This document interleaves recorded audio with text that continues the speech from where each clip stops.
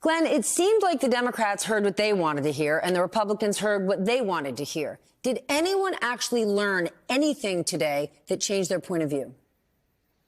You know, Steph, I would say not anything of substance, but the real beef I have with what special counsel Hur decided to include in his report is once we know that it was his assessment that there was insufficient evidence to bring a criminal charge, why in the world do you go on to assess how somebody who will not be charged with a crime might appear to a jury? Guess what? He's never going to be sitting in front of the jury. So I don't know why he had to gratuitously say, well, I think a jury might view him as old and forgetful. But wait a minute, there's insufficient evidence to charge. He's never going to appear before a jury. That, to me, Steph, felt like Hur was engaged in a little, clear him, then smear him. That's at least the way it came off. Well, Glenn, that's sort of like how can these two things be true? That Robert Hur says Joe Biden has a photographic memory, and at the same time, his memory is impaired so much that he'd be sympathetic to a jury. How do those two things square? Well, I don't think they do square. And some of the questioning was pretty pointed about how Hur had to acknowledge that in the transcript, he used the word photographic memory. And yet somehow that was absent from his report. What was in his report is how a jury might assess Joe Biden after he concluded Joe Biden would never be sitting in front of a jury. That's the piece that felt really unfair to me. Mike, when Donald Trump is investigated, he fundraises off of it. He makes it central to his campaign. The government is out to get me. How is President Biden approaching his issue, the issue of the special counsel for him? Well, this has been a difficult issue. Obviously, think back just a month ago when Special Counsel Hur released his report, which was a bombshell, really added to the anxieties that so many Democrats had felt about whether President Biden was up for this reelection race. Hur's assessment that the president was an elderly man with a poor memory. Well, I was one of a small group of reporters who was able to read the full transcript of the interview that the special counsel based that assessment on with President Biden last month. It was released publicly just before the special counsel met today. And it led to the Democrats on the panel and the White House certainly amplifying the idea that the full picture that was revealed in that interview in October was much different in their view than what the special counsel had conveyed in his report. And so from the perspective of Democrats, this is not something like Republicans that they will lean into, that they will campaign on.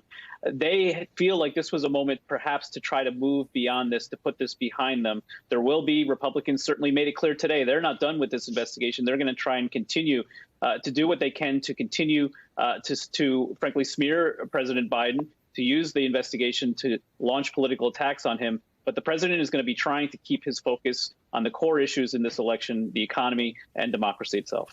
Glenn, let's talk about depositions in general, because Republicans keep bashing President Biden for saying he couldn't recall this or that in his interview. But don't lawyers across the board encourage clients who are being deposed to say, I don't know, to say, I don't recall when they're deposed so they can wrap things up? You know, it's a fine line, Steph, and a lawyer should never counsel his or her client to feign a lack of memory. But no, that would never happen. But I do think the safer course is, and you tell your client, I told witnesses this as a prosecutor, don't try to fill in gaps in your memory. If the truthful answer is, I don't recall, then you are obliged to give the truthful answer, I don't recall. And I always told witnesses, listen, I don't recall, I don't know, I'm not familiar with those facts. Those are all appropriate answers as long as they're truthful. But don't try to pretend like you don't remember something that everybody kind of knows you do remember. Katie, this hearing was obviously not an official part of the Republicans' Biden impeachment inquiry, but we know they were looking anything they could use. Did they find anything of substance? You know, I don't think they found anything I don't think either side found anything of substance. That's not what this hearing was about. In fact, there were many times when Hur just didn't reply or didn't speak. It was an opportunity for politicians to get clips of themselves being, for their constituents, either pro or anti-Biden. And so there was tons of grandstanding, not a lot of substance. But the Republicans did score some wins when Congressman Jayapal basically said, so this exonerates President Biden. I don't think that she expected her to say this does not exonerate him. That's going to be a clip that plays all throughout the election season. Absolutely. And then the Democrats came back with their own hits. They kept saying over and over again, reading from her report, this is what makes President Trump's behavior, as alleged in the indictment, serious and more serious than what President Biden did. In fact, one congresswoman even had her read those lines from his report so that they could use that as a clip, her himself saying that President Biden had not been as bad as President Trump. So everybody was out getting their campaign material. I would say that the Republicans, they did get, possibly things that they will be more effective with their base. Katie, former DOJ official Jack Goldsmith wrote in your paper today that special counsels are supposed to conduct sensitive investigations that are and that appear to be fair and apolitical, but they have failed at that goal over and over and should no longer exist. You cover the DOJ. What do you think?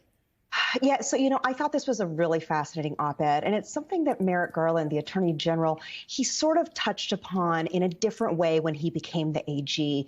He never said that special counsel shouldn't exist, certainly, but what he did say is the Justice Department, the men and women of the Justice Department should be able to handle even the hardest cases, even the trickiest cases, because the American public should have faith in the rule of law and in the professional behavior of our law enforcement. What Jack Goldsmith is arguing is that the idea of a special counsel was supposed to preserve that. It was supposed to create a little critical distance so that in the most sensitive, politically sensitive cases, an almost third party would take over. Clearly, if you look at all of the special counsel's investigations going back to Bill Clinton, I don't think that we can say that it brought the country together. The Clinton investigation did not bring the country together. The Mueller investigation did not bring the country together. The Durham investigation did not bring the country together. And then what we saw from her testimony today was absolutely egregiously very, very partisan. And what he's arguing is if we're not going to believe in the rule of law, there is no way that this special counsel is going to be a fig leaf over that or make things better. Is there something else we should be doing?